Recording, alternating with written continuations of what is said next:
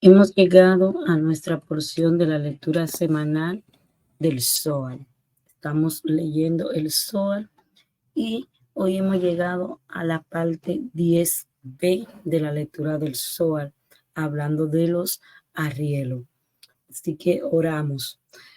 Que sus méritos, los méritos de sus padres y el mérito de su Torah y santidad nos apoye para que no tropecemos durante nuestro estudio y que su mérito ilumine nuestros ojos en nuestro aprendizaje, tal como lo dijo el rey David, el dulce cantor de Israel.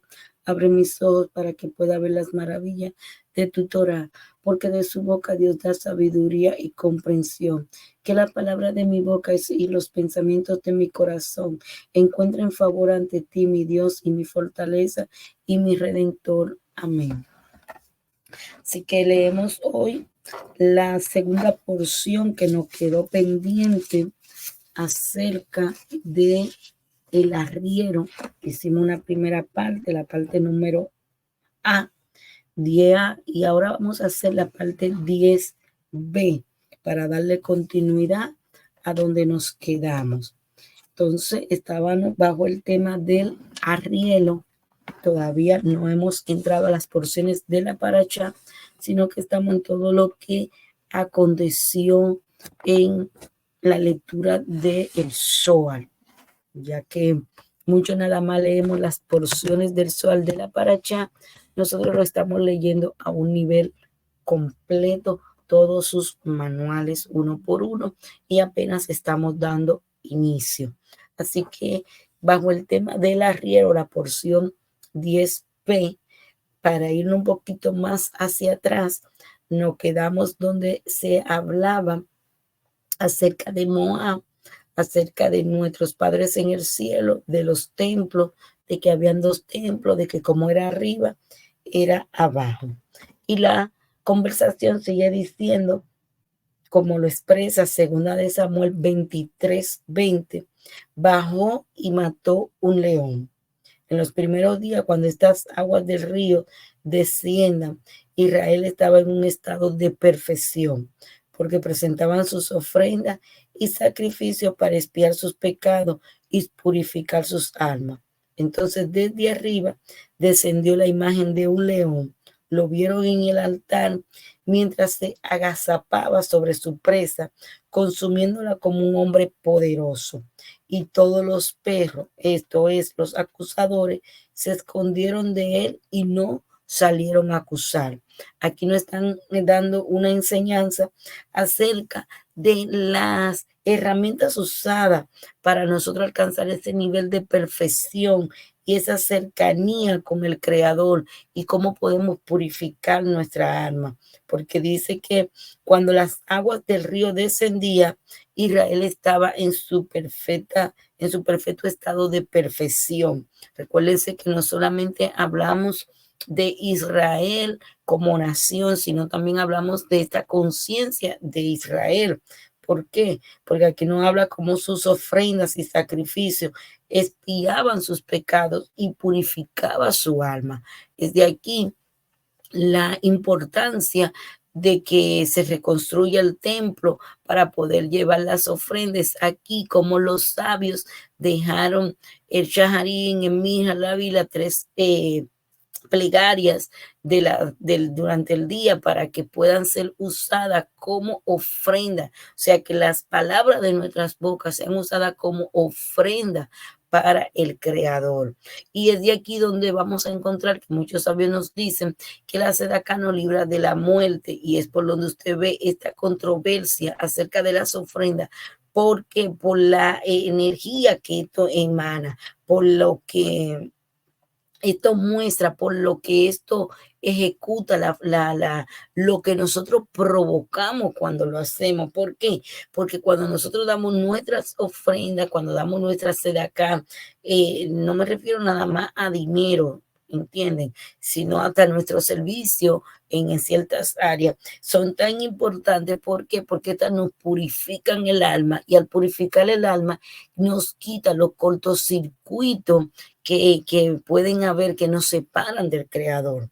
Entonces dice, Desde arriba descendió la imagen de un león. Lo vieron en el altar mientras se agazapaba sobre su presa, consumiéndolo como un hombre poderoso. Todos los perros, es decir, los acusadores, se escondieron y no salieron a acusar.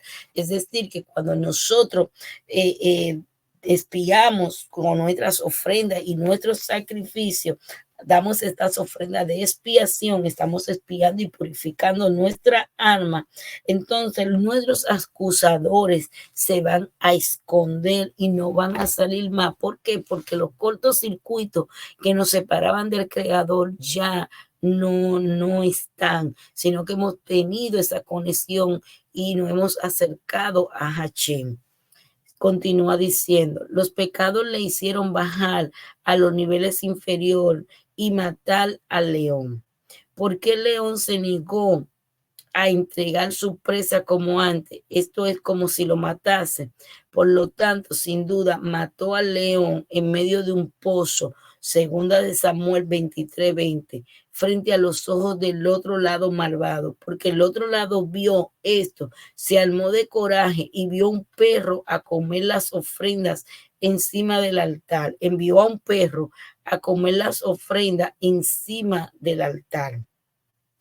¿Y cuál es el nombre de ese león? Oriel es su nombre, ya que él tenía la cara de un león. ¿Y cuál es el nombre de ese perro? Su nombre es Baladán, porque está formado por la misma letra que las palabras bar, que es no, y Adán y hombre, con la men final cambiada por nun, y no es un ser humano, sino un perro con la cara de un perro.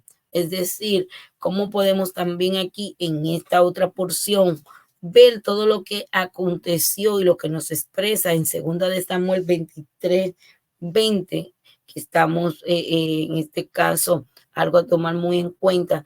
Estamos hablando de muchas cosas que están encerradas dentro de la Taná, porque estamos hablando aquí de segunda de Samuel 20:23. Es decir, los pecados lo hicieron bajar a los niveles inferiores. O sea, no, cuando cometemos una falta, un pecado, nosotros no ascendemos, sino que descendemos. Y al descender hemos bajado a niveles inferiores. Entonces, lo que ocurre, toda esta situación en la cual nosotros al bajar tan bajo, no encontramos frente a ciertas situaciones que no nos permiten poder avanzar y no nos permiten irnos al otro lado. Y no hemos quedado nada más de un solo lado, por decirlo de esta manera. Y lo voy a volver a leer. Los pecados le hicieron bajar a los niveles inferiores y matar al león, porque el león se negó a entregar su presa como antes. Esto es como si lo matase. Por lo tanto, sin duda, mató el león en medio de un pozo, frente a los ojos del otro lado malvado, porque el otro lado vio esto cuando lo mataron, se armó de coraje y envió un perro a comer la ofrenda que estaba encima del altar en lugar del león. ¿Cuál es el nombre del perro? Oriel. Y su nombre, ya que él tenía la cara de un león. ¿Y cuál es el nombre de ese perro? Su nombre es Baladán, porque Baladán está formado por las mismas letras que las palabras bar. Y Adán, bar significa no y Adán significa hombre, con la men final cambiada por la nun, y no es un ser humano, sino un perro con la cara de un perro. O sea, aquí hubo algo camuflajeado, algo que no era real, algo que le fue cambiado una letra, y al ser cambiada la letra cambió su figura, cambió su función, cambió todo. Y así podamos ver la importancia que encierran las letras en nosotros y cómo es tan importante conocer y manejar estos conceptos. ¿Por qué? Porque muchas cosas, por muy poquititas cosas, pueden cambiar inmediatamente. Ya aquí no tenemos a un león, sino que tenemos a alguien con cara de perro, que estaba como un león, pero con cara de perro, comiéndose la ofrenda que había sido puesta al altar. ¿Por qué? Porque el pecado era muy grande y había hecho que bajaran a niveles muy inferiores. Continúa diciendo, en un día de nieve, describe el día como los pecados hicieron que la sentencia fuese pronunciada por la corte de las alturas. Por lo tanto, está escrito, ella no teme a la nieve, que simboliza el juicio en las alturas, que es llamada nieve. ¿Por qué? Porque ella no tiene miedo, porque toda su familia está vestida de escarlata. Así es como ella puede soportar el fuerte fuego. Hasta este punto, el secreto de este versículo que no se ha sido revelado, no se revela. ¿Entiendes? Porque dice, en un día de nieve está describiendo los pecados que hicieron que la sentencia fuera pronunciada. La sentencia fuera pronunciada y no está hablando que ella no le teme a la nieve y que esto lo que simboliza es el juicio en las alturas. ¿Entiendes? El juicio en las alturas, y nos habla de que toda su familia estaba vestida de escarlata, pero no hay una revelación. Dice que este secreto de este versículo no ha sido revelado. Continúa diciendo, está escrito después, y mató al egipcio, hombre de gran apariencia. Aquí el secreto, ahora estamos en segunda de Samuel 23-21. Aquí el secreto del versículo se revela para hacernos saber que cada vez que Israel pecó y él se fue y le impidió recibir todas las bendiciones, todas las luces que brillaron sobre él, él mató el egipcio. Esta es la luz, esto es la misma luz que brilló sobre Israel. ¿Y quién es él? Él es Moshe, como está escrito en el versículo, y dijeron, hoy un egipcio nos liberó, Shemot 2:19, porque nació y creció un egipcio hasta que se elevó para alcanzar la luz celestial. Se estuvo creciendo a escondida hasta que alcanzó un nivel de luz celestial en ese momento, y así el pueblo pudo ser liberado en manos de alguien. Es decir, que él lo mató al egipcio, hombre de gran apariencia, y mató al egipcio, hombre de gran apariencia. Así que aquí hay algo revelado de este versículo para hacernos saber que cada vez que Israel peca, se va e impide que todas las bendiciones y todas las luces brillen. Es decir, que cada vez que nosotros cometemos un pecado, creamos estos cortocircuitos y la luz de Hashem deja de brillar sobre nosotros, y estamos impidiendo que las bendiciones desciendan sobre nuestras vidas, sobre nuestro hogar, sobre las cosas que estemos haciendo. Dice que un hombre de gran apariencia, esto es como está escrito, con apariencia y no con un acetijo, como lo expone Número 12:8. Y un hombre es como está escrito, el hombre de Elohim, como lo expresa Devarim o Deuteronomio 33:1. Este es el esposo de esta apariencia, la gloria de Hashem, la cual es Malhú, porque se ganó el derecho de guiar esta categoría sobre la tierra como el deseo, una hazaña que ningún otro hombre ha alcanzado. Como el deseo, una hazaña, como él deseó una hazaña que ningún hombre ha alcanzado. Es decir, que la gloria de Malhú, la gloria de Hashem, es la que dirige a Malhú, es la que dirige la tierra, es la que dirige el reinado, porque eso significa Malhú. ¿Por qué? Porque se ganó ese derecho de guiar esta categoría de la tierra. ¿Entiendes? Y el egipcio tenía una lanza en sus manos. Esto se refiere a la vara de Elohim que fue entregada en sus manos. Como está escrito, con la vara de Hashem en mis manos, lo expresa Shemot 17:9. Y esta es la misma vara que fue creada durante el crepúsculo de la víspera del Shabbat y fue grabada con el santo nombre por una forma santa. Es decir, la noche antes de Shabbat, cuando leímos la primera porción en el capítulo 10a, estamos en el 10b, leímos cómo no habla acerca de la víspera del Shabbat y la santificación que tiene este momento previo al Shabbat, esta noche antes previa al Shabbat, por decirlo de esta manera. Entonces dice que en ese día ese día previo al Shabbat, fue grabada la vara creada, ¿entiendes? La misma vara que fue creada durante el crepúsculo de la víspera del Shabbat, era la vara que estaba en las manos. O sea, con la vara de Hachén en mis manos, lo expone el libro de Éxodo, Ochemot 17:9.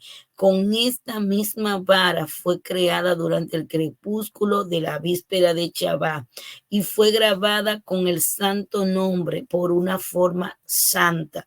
Es decir, no hubo hombre que hiciera esta vara. Y con esta vara, Moshe cometió el pecado de golpear la roca.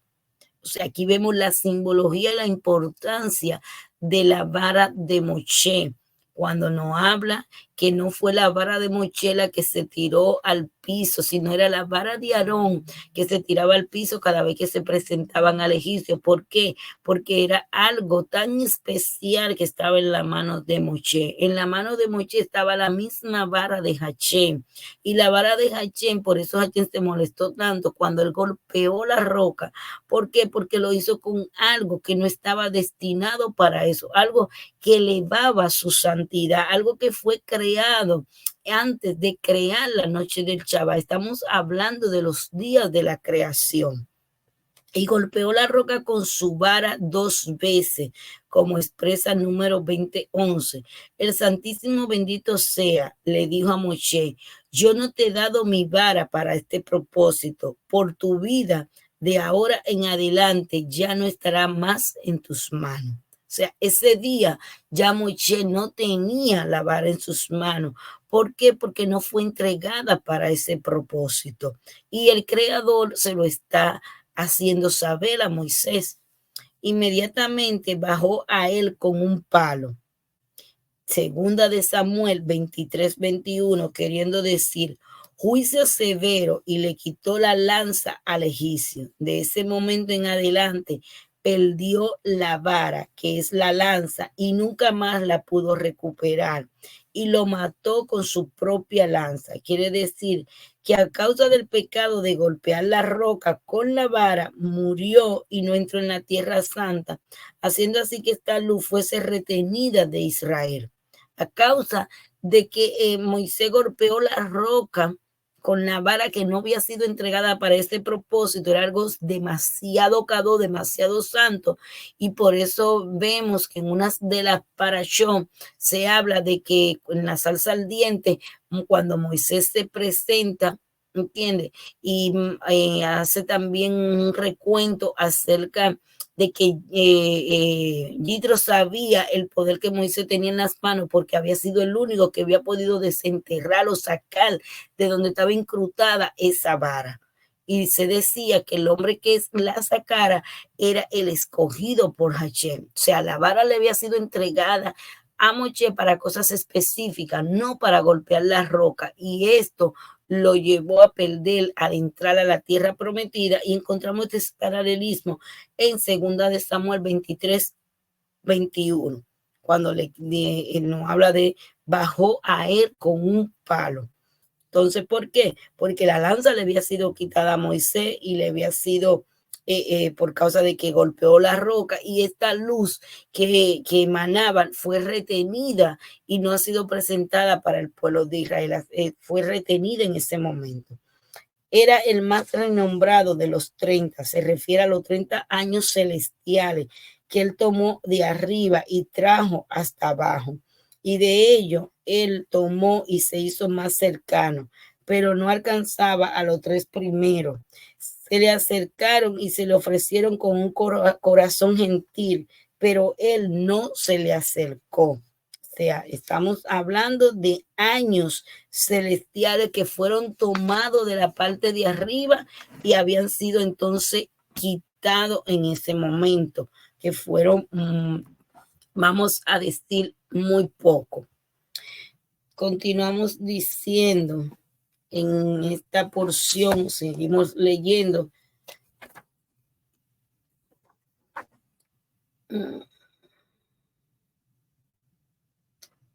Ok. Dice aquí, Se le ofreció con un corazón gentil, pero no se le acercó. No se le acercó para nada en ese momento. Aunque él no se le unió y no fue incluido en la cuenta, David lo puso en su guardia, como lo expresa en segunda de Samuel 23:23, porque nunca fue separado de la tableta de su corazón, porque ellos eran inseparables. Y continúa diciendo de esta manera: David le dio su corazón, pero él no dio su corazón a David, porque los himnos y alabanza juntos con el afecto que la luna muestra al sol, ella lo atrae para residir con ella. Este versículo David lo puso en su guardia, significa.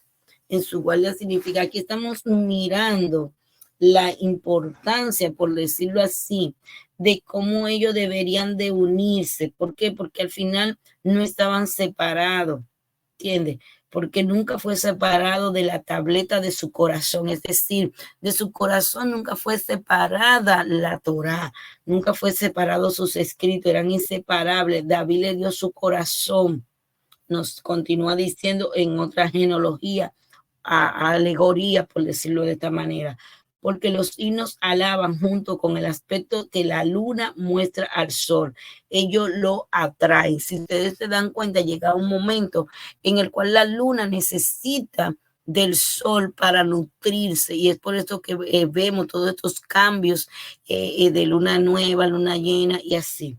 Continúa diciendo: el rabí Eleazar y el rabí Abba se postraron sobre su cara frente a él, y cuando se postraron, él desapareció. Recuérdense que en el 10a hablamos de un personaje que apareció en ese momento y ellos no se habían percatado, y mientras ellos estaban en el asno, este estaba dirigiéndolo como un arriero, y que después ellos, cuando se percatan que él está, y le dicen: no, nosotros tenemos que ser tu arriero y que tú monte al caballo. ¿Por qué? Por el nivel de justicia, santidad de este sadí que se le apareció en ese momento. Entonces ellos se levantaron y miraron a su alrededor, pero no pudieron verlo. Así se sentaron, empezaron a llorar y no podían hablarse. Después de un rato, Rabí Abba dijo: esto debe de estar relacionado con lo que hemos aprendido.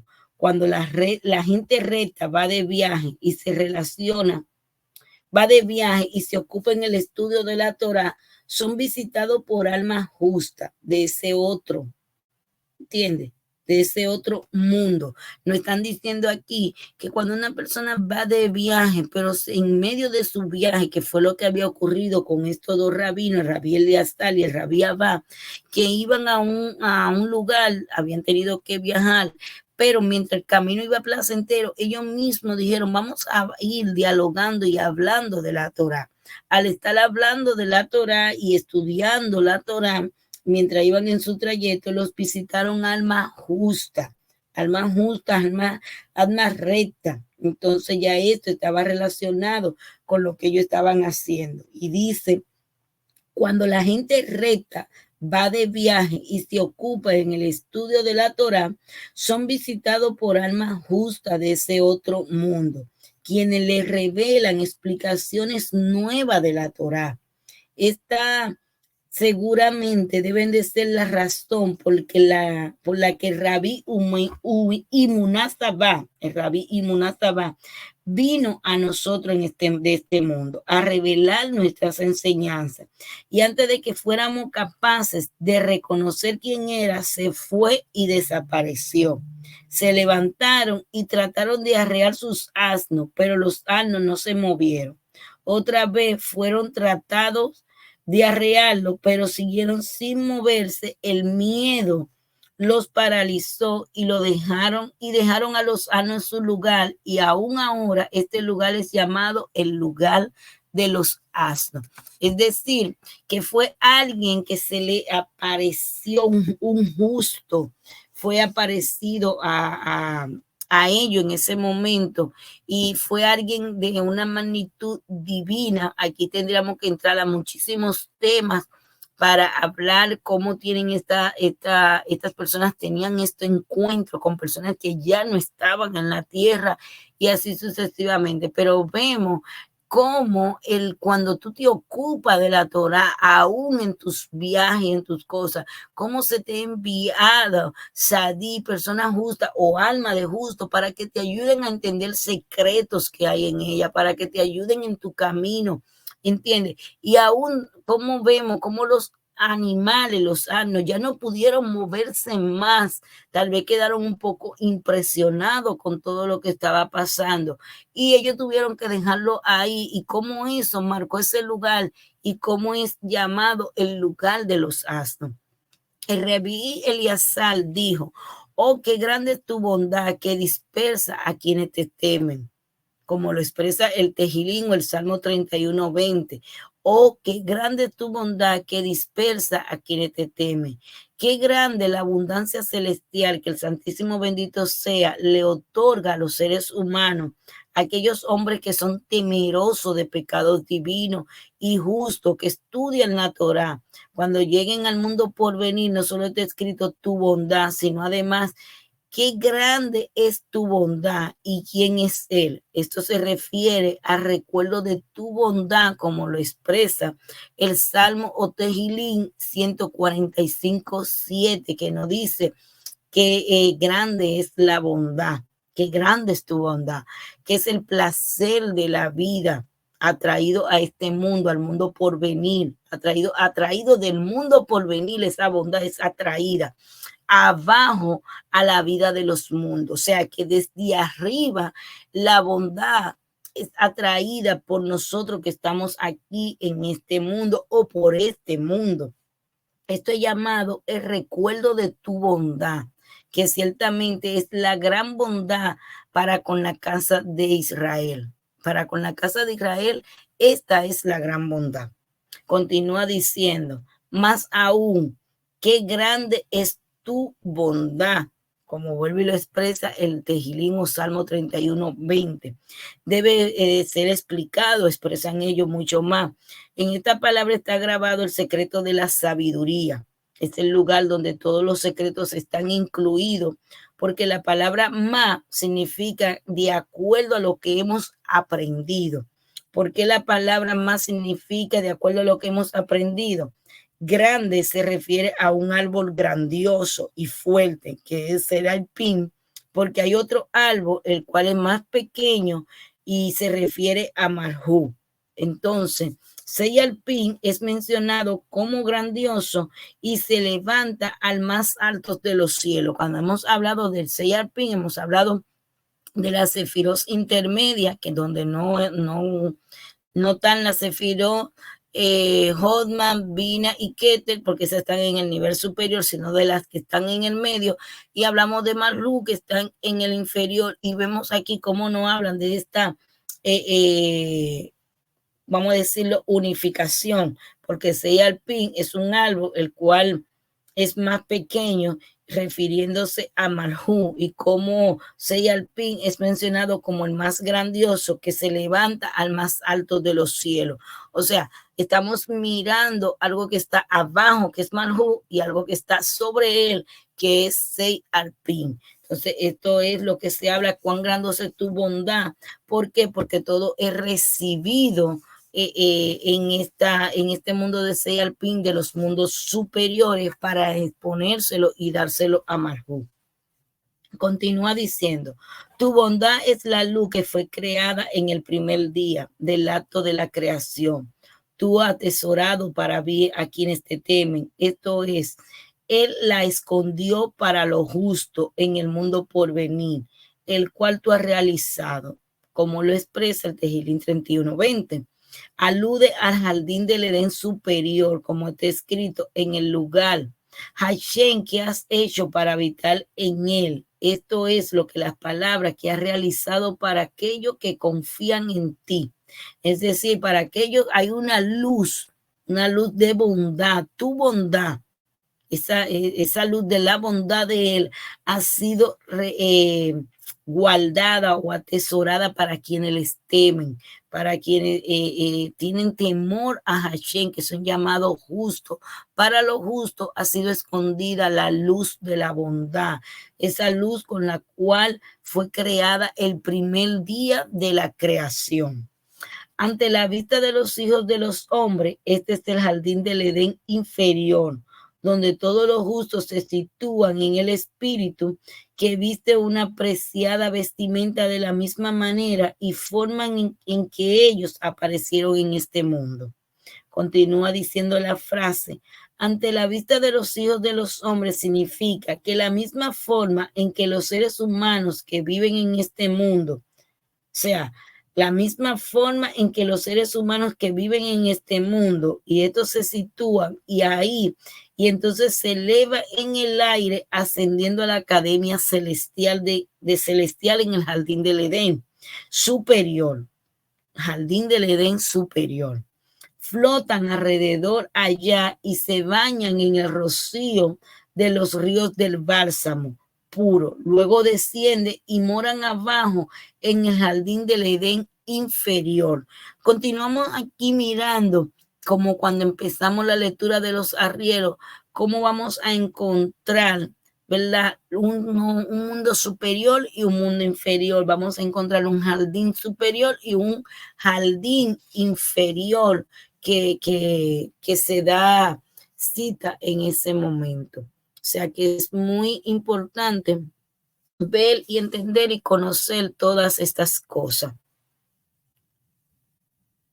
Entonces, hay algunas veces estas almas justas aparecen ante la vista de los hijos de los hombres para realizar milagros para ellos, así como lo hacen los ángeles de arriba.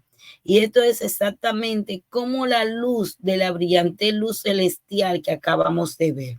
Pero nosotros no tuvimos el mérito de ver más profundo dentro de los secretos de la sabiduría y alcanzar mayor conocimiento. Ellos mismos estaban diciendo que no alcanzaron a tener grandes méritos para ver más allá de los secretos de la sabiduría que esta alma de este rabí había descendido a enseñarle o a mostrarle.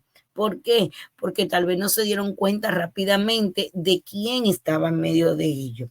El rabí Abba abrió la discusión diciendo: y Manohat dijo a su mujer: seguramente hemos de morir porque hemos visto a Elohim. Aunque Manohat no se daba cuenta de sus acciones, como está escrito, porque Manoah no sabía que era el ángel de Elohim, como lo expresa, creo que es la porción de la paracha de Chotín.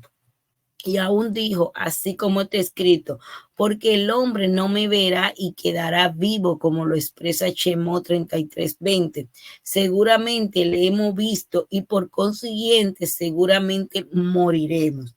Pero lo que hemos visto y hemos tenido el privilegio de ver esa luz que nos acompaña, permaneceremos, sin embargo, vivo, porque el Santísimo bendito sea Él, lo mandó a nosotros para enseñarnos los secretos de la sabiduría que Él escogió revelar. Cuán afortunado en nuestro destino.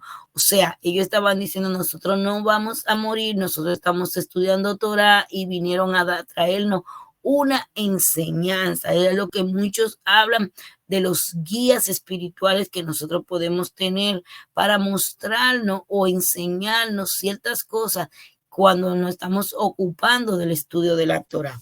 Ellos continuaron y llegaron a una montaña justo cuando el sol estaba a punto de ponerse. Las ramas de los árboles en la montaña empezaron a susurrar y cantar.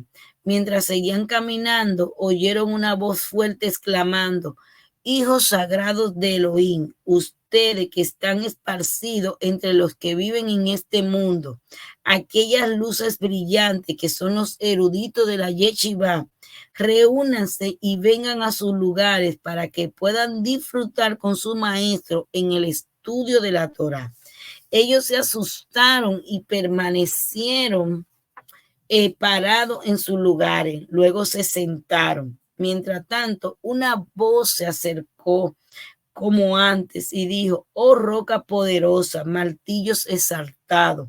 Aquí viene el maestro de los colores, bordado con pintura de pie sobre un pilar. Entren y reúnanse en este momento. Oyeron la gran voz poderosa de las ramas de los árboles que decía: la voz de Hashem rompe los cedros. La voz de Hashem rompe los cedros. Los cedros es un animal, es un árbol bien fuerte, de un gran tronco, grandes raíces, difícil de romper. Pero aquí nos dice que la gran voz de Hashem lo puede romper, como lo expresa el Salmo o Tejilín 29:5. Ambos, tanto el Rabí Eliasar como el Rabí Abba, cayeron sobre su rostro y un gran miedo se adueñó de ellos. Se levantaron apresuradamente y se fueron hasta que dejaron de oír cosa alguna. Dejaron la montaña y continuaron caminando. Cuando llegaron a la casa del Rabí Yossi, el hijo de Rabí Simón, el hijo de Rabí Lacuyán, se encontraron con Rabí Simón Bar Yochai. Se alegraron y él estaba gozoso y le dijo: ustedes han enviado ciertamente por un camino de milagros celestiales y maravillas. Es decir, ellos iban por un camino especial y lo que se le había revelado era que se iban a encontrar con su maestro para estudiar Torah. Porque mientras yo dormía, lo vi junto con Benayahú, el hijo de Jehodá, quien les envió en las manos de un anciano 2 coronas para que se adornase. Pues ciertamente el Santísimo bendito sea estaba en este camino. Además veo que su rostro ha sido cambiado. Rabí Yossi dijo: has dicho bien, que un sabio es preferible a un profeta. Aquí nos están diciendo la importancia de un sabio mayor que un profeta, y nos están diciendo cómo todas las experiencias que estos 2 rabinos tuvieron al llegar a la casa, ya su rostro estaba diferente. ¿Por qué? Porque habían tenido un encuentro superior con la luz. Entonces el Rabí Elazar vino e hizo una reverencia. El Rabí Simón le contó la historia. Hizo reverencia ante Rabí Simón y le contó la historia de todo lo que había vivido. Se la contó el Rabí Elazar. Rabí Simón sintió que el miedo se le acercaba y lloró. Entonces dijo: Hashem, escuché tu nombre y estoy atemorizado, como lo expresa el libro de Habacuc 3:2. Y dijo Habacuc esta frase cuando vio acercarse su muerte y su resurrección por Eliseo, porque se le llamó Habacuc, porque está escrito: en este tiempo, el año que viene, abrazará a un hijo. Así Habacuc fue el hijo de la Sunamita y hubo 2 abrazos, uno de su madre y otro de Eliseo, como está escrito, y puso su boca en la boca de él. Recuérdense de cuando la Sunamita fue a buscarlo para que fuera y resucitara a su hijo en ese momento. He encontrado en el libro de Rey Salomón que el nombre grabado, que consiste de 72 nombres, fue grabado sobre Habacuc por Eliseo.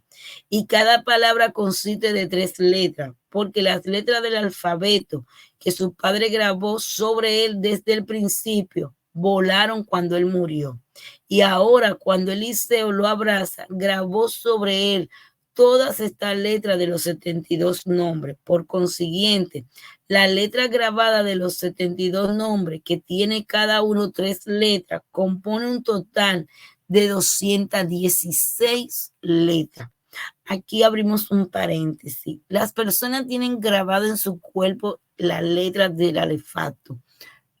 Las letras de las cuales nos hablan aquí, cuando una persona muere, estas letras empiezan a irse, empiezan a salir de su cuerpo, y ahí llega que el cuerpo ya se en muerte. Por eso es que el cuerpo queda sin vida.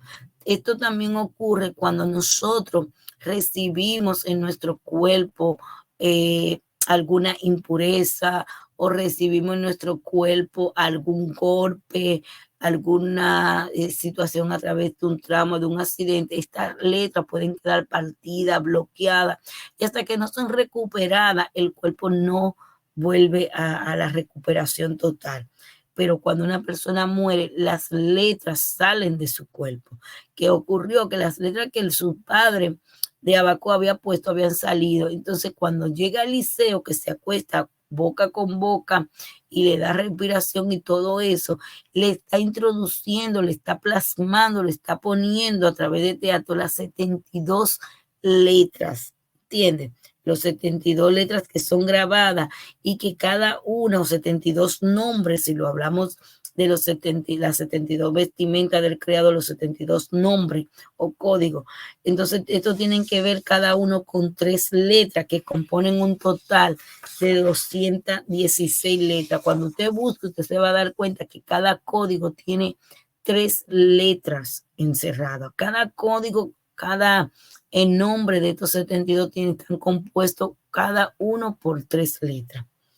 Todas las letras que forman los 72 nombres fueron grabadas por Eliseo en el espíritu de Abacú para devolverlo a la vida. Y él lo llamó Abacú, un nombre que completa y significa todos los lados. ¿Por qué completa y significa? 2 brazos, como se menciona previamente. También completa y significa el secreto de las 216 letras del nombre sagrado, porque el valor numérico de Abacú en hebreo suma 216, de lo que se crearon los 72 nombres. Así que por los 72 nombres, él los revivió y trajo su espíritu de vuelta. Y por las 216 letras, él revivió su cuerpo y funciones corporales. Y por eso es llamado Abacú. Aquí tenemos también los 2 abrazos, el femenino y el masculino de su madre. Cuando usted hace esta sumatoria de los 72 códigos o los 72 nombres de Hashem, usted cuando lo suma le va a dar 216 letras, ¿entiende? Y ahí vemos lo que él hizo con los 72 nombres, lo revivió y trajo de vuelta su espíritu, y con las 216 letras él revivió su cuerpo y sus funciones corporales. Y dijo Hashem, escuché tu nombre y estoy atemorizado. ¿Qué significa esto? Que yo he oído o he recibido un recuento de lo que pasé y tengo por lo tanto un sabor de lo que es el otro mundo, y estoy atemorizado. Esto se refiere al momento entre su muerte y su resurrección por Eliseo. Él comenzó a pedir misericordia para su alma, diciendo, Hashem, revive tu obra al hacerme en medio de los años. Esto lo habla en el libro de Abacú 3:2. Hashem, revive tu obra al hacerme en medio de los años. Permítele su vida, porque el término revivir está conectado con su vida. Y su vida está conectado con su vida, y quien quiera que esté conectado a estos años primordiales, que son las sefirot de Atin Yomir, tiene vida conectada a él. La frase en medio de los años, hazla conocer, significa otorgar vida sobre esta categoría que no tiene vida propia, que es Malhú de Malhú. Estamos hablando de una sefirot poco mencionadas hoy en día, en la cual en la próxima estaremos hablando un poquito de ella, para que puedan entender a qué se refiere esta sefirot de Atin Yomir. Pero son las sefirot que nos vienen a conectar o tienen vidas conectadas con a él. Estamos hablando aquí de la parte como fueron recibidos estos 2 rabinos a la casa de Rabí Yossi, y ahí se encontraron con la lámpara, como es llamado Rabí Simón Bar Yochai, y cómo esto empiezan, Simón le hace un recuento de una visión que tuvo y cómo fueron ellos 2 coronados, y cómo él se dio cuenta que ellos tenían miedo, y cómo él de una vez exclama con relación a este miedo, para que todo pueda, como para decir, tranquilo. Te vi y tuve miedo y me escondí tu rostro de ti, como lo dice también en el principio, en el libro de Berechí con Adán. Así que con esta porción nos vamos acercando a esta parte del arriero para entrar la semana entrante a otra porción. Y dice Rabí Simón lloraba cuando dijo, aún yo he temido al Santísimo, aún yo he temido al Santísimo, bendito sea Él, porque lo he escuchado. Levantó sus manos a su cabeza y dijo, ustedes tuvieron el privilegio de ver al Rabí Imuná Sabá, la luz brillante de la Torah cara a cara, mientras que yo no. Luego cayó boca abajo y lo vio arrancando montañas de raíz y encendiendo vela en el templo del rey Mesías. Le dijo, Rabí, en este mundo ustedes ambos serán vecinos de la cabeza de la yeshivot, de las academias. Ante el Santísimo bendito sea Él.